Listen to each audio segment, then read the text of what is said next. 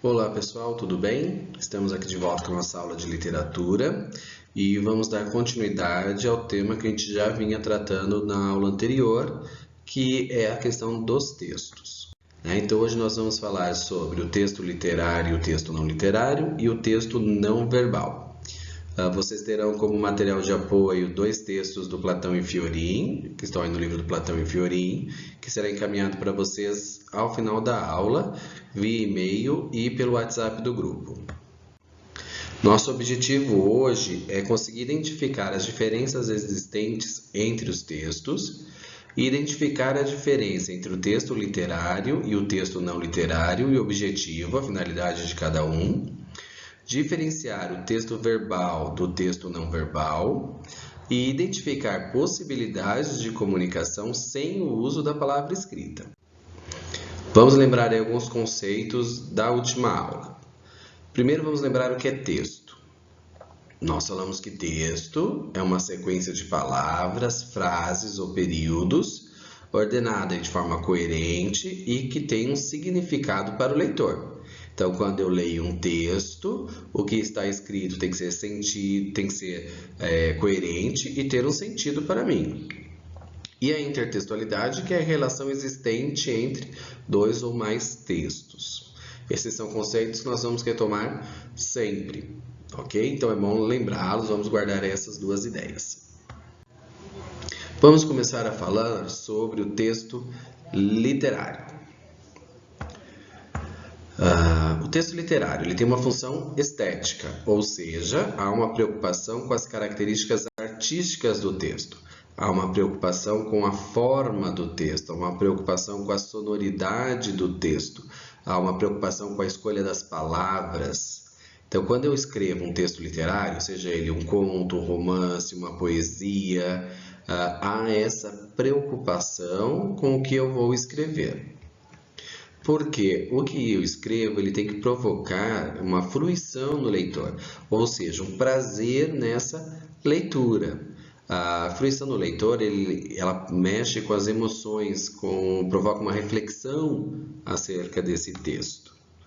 As palavras no texto literário elas podem ter um sentido conotativo, que é um sentido não do dicionário.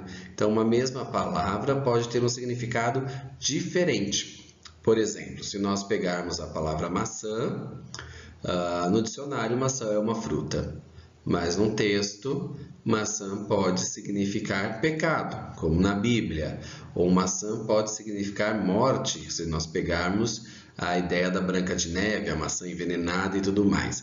Então, uma fruta, uma palavra, nesse caso a fruta maçã, a palavra maçã, pode ter significados diferentes de acordo com a leitura que cada leitor faz.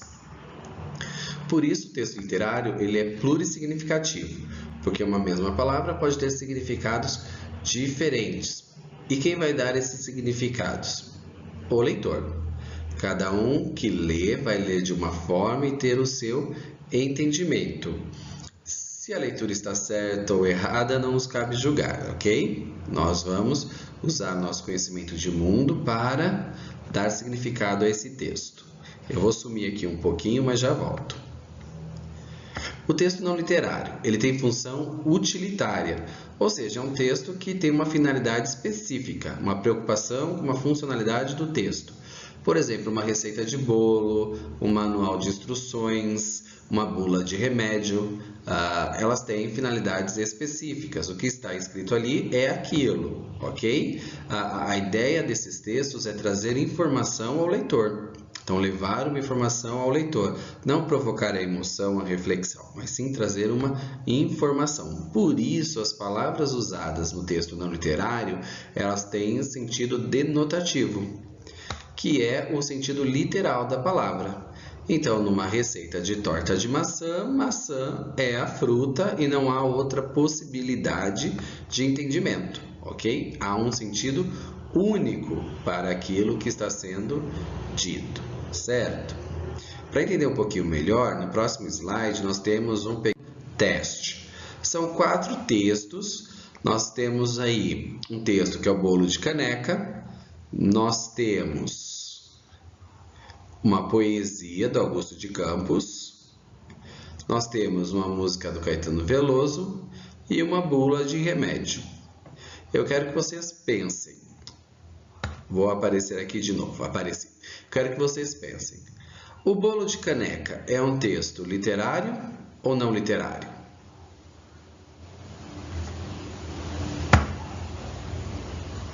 Não literário, porque o bolo de caneca tem a finalidade de trazer a receita de como se fazer um bolo de caneca. Então, quando ele coloca ali 4 colheres de leite, são 4 colheres de leite. Não há uma outra possibilidade de interpretação. O poema do Augusto de Campos, que nós temos aqui a palavra lixo, escrito com várias palavras luxo. Então, é o lixo feito do luxo, ou é o luxo do lixo, enfim. Nós temos aí o lixo construído através do luxo. Esse é um texto literário ou não literário?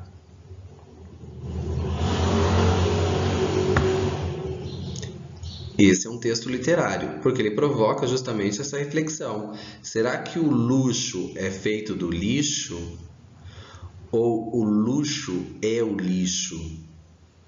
Ou o lixo pode vir do luxo? Enfim, qual é a ideia? O que o Augusto de Campos quis nos passar com esse poema? Então, quando provoca essa reflexão, nós temos um texto literário. Nós temos aí Alegria, Alegria, música do Caetano Veloso da década de 60, final ali da década de 60. É um texto literário ou não literário?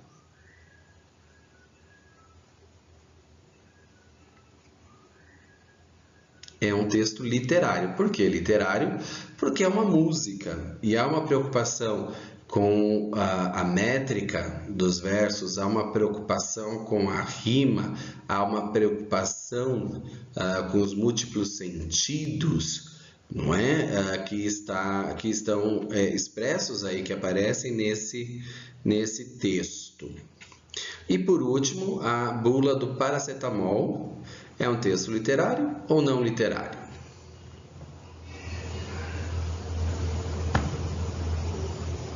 É um texto não literário, porque a finalidade da bula é apresentar a composição do remédio, para que ele serve, como ele funciona, como ele deve ser administrado. Tudo bem? Então vamos dar continuidade. Para entender um pouquinho melhor aí sobre a questão do texto literário ou não literário. Nesse texto do Oswald de Andrade, e tia Gabriela, sogra grasnadeira, grasnou graves grosas de infância. Prestem atenção no texto. Nós temos aí uma aliteração, que é essa repetiçãozinha dos sons consonantais. Será que as palavras foram dispostas aleatoriamente ou houve uma intenção, uma intencionalidade ao colocar ali sogra, grasnadeira, grasnou, graves, grosas? Se nós pensarmos na gralha, o gra, gra, gra, você vê que as palavras elas têm essa repetição do som do GR. O gra, gra, gra, gra, gra. É o som da gralha, é a gralha grasnando. Então, o que ele fala aí que a tia Gabriela é uma sogra que grasna o tempo todo, parecendo uma gralha, que fala e fala e fala. E é essa a intenção que ele tem ao usar esses repetidos sons de GR. É não só falar que ela é uma gralha, que ela fala demais, mas como representar o som dessa gralha grasnando, ok? Espero que tenha ficado aí entendido. No texto literário, que é o objeto dos nossos estudos, nós vamos nos focar no texto literário. O como se diz, a forma como nós dizemos algo, a forma como nós escrevemos algo, é tão importante quanto aquilo que dissemos. Inclusive, nós vamos ver, quando estudarmos os períodos literários, no parnasianismo, que a forma é muito mais importante, inclusive, do que o tema. Não é? Mas observe essas duas passagens. O amor não pode durar a vida inteira, mas enquanto durar, deve ser muito intenso.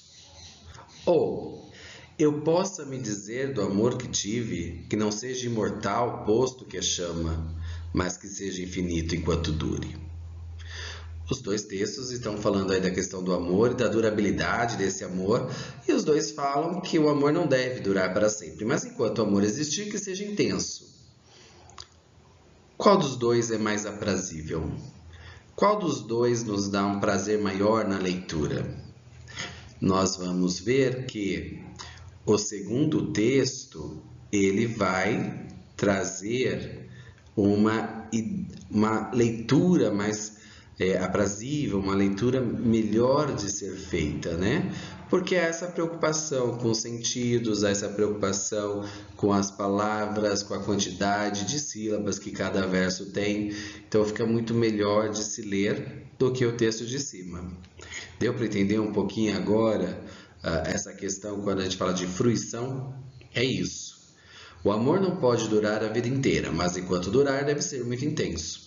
Parece que estou dando uma receita de como tem que ser o amor. Agora, eu possa me dizer do amor que tive, que não seja imortal, posto que a chama, mas que seja infinito enquanto dure.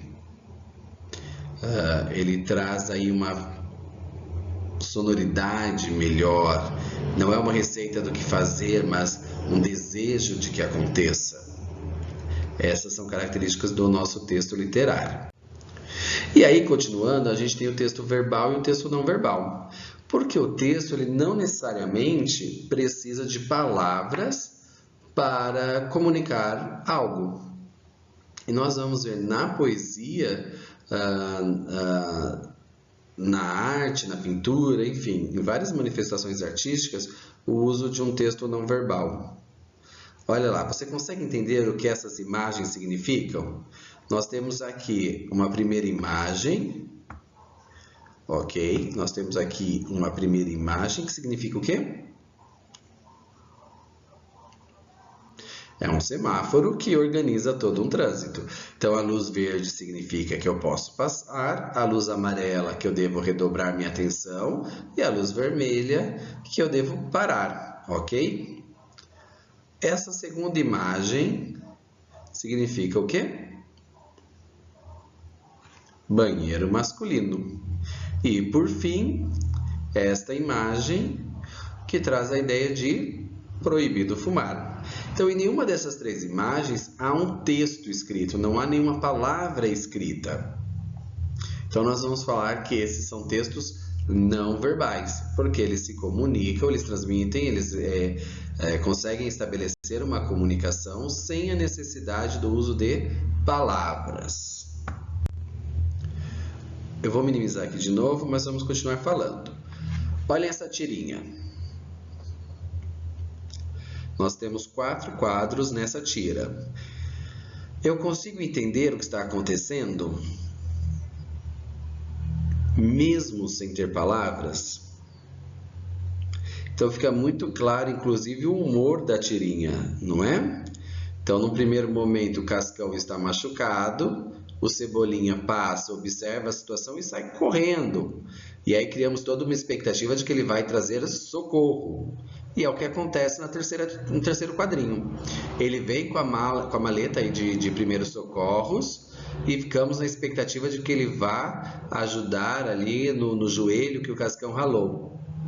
Mas ele resolve a situação de outra forma, que em vez de curar o machucado, ele tampa aí, né? Ele tapa a boca do Cascão com esparadrapo. Foi uma forma dele resolver o problema e temos aí o humor da tirinha. Então eu consigo fazer toda essa leitura sem a necessidade de palavras. Então, conceituando aqui, nós vamos ver que o texto verbal ele pode ser escrito ou falado. Então, escrito ou oral, mas ele faz predominantemente o uso de palavras. O texto não verbal ele pode ser feito através de sons, de imagens, de gestos. E quando eu digo som, eu não estou falando de palavras. Se eu tiver o som de uma batida, eu posso entender o que aconteceu. Se eu tiver de noite no meu quarto, por exemplo, eu vou saber que tem um mosquitinho ali, né? Então, dependendo dos sons que não sejam palavras, é um texto não verbal. As imagens, como as placas de trânsito, gestos, quando eu dou joinha, ok? Eu posso estar atravessando a rua, havia uma pessoa que eu conheço lá do outro lado e faço um joinha para ele. A pessoa entende que eu estou cumprimentando, ok? Quando eu aperto a mão de uma pessoa, eu não estou falando nada, mas o gesto de apertar a mão já traz a ideia de que estamos de acordo, ok? Então, o texto não verbal ele faz uso de diversos recursos para se comunicar, que extrapola aí o limite da palavra. E aí nós temos um último quadro para nós finalizarmos essa ideia do texto verbal e não verbal. Nós temos aí o quadro Os Retirantes, do Portinari, e eu gostaria que vocês, logo mais na nossa discussão via WhatsApp, me passem as impressões sobre esse quadro, o efeito comunicativo do quadro através de um texto não verbal. Então prestem atenção nas formas, prestem atenção nas cores, prestem atenção na disposição, ok? E nós conversamos um pouco mais daqui a pouco sobre isso. Espero que vocês tenham gostado, tenham entendido e já vamos para o nosso Tira Dúvidas. Até mais!